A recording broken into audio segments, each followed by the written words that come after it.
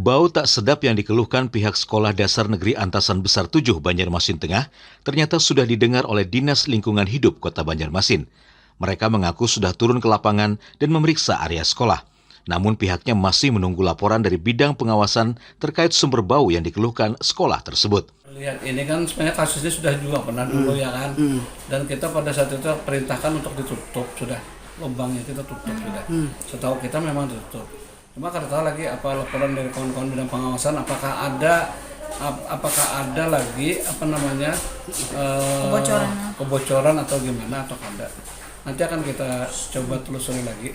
Sudah nama terjun ke lapangan nggak? Sudah ada semalam. Cuma ada Belum ada di... Saya belum baca laporan hasil berita acaranya. Sementara itu pihak perusahaan pengelola air limbah daerah Kota Banjarmasin menyatakan pihak Hotel Pyramid Suites dan Armani Klub Eksekutif memang telah bekerja sama dalam hal pengelolaan limbah termasuk soal pengawasannya. Tahun 2021 mereka baru melakukan untuk kerjasama dengan kita dan kita kelola secara mobile jadi rutin satu bulan itu kita melakukan pengurasan itu 4 kali mobil di sistem mobile. Jadi sekarang memang ada kerjasama untuk pengolahan limbahnya, Pak? Ya, jadi ada kerjasama. Limbah apa itu, Pak?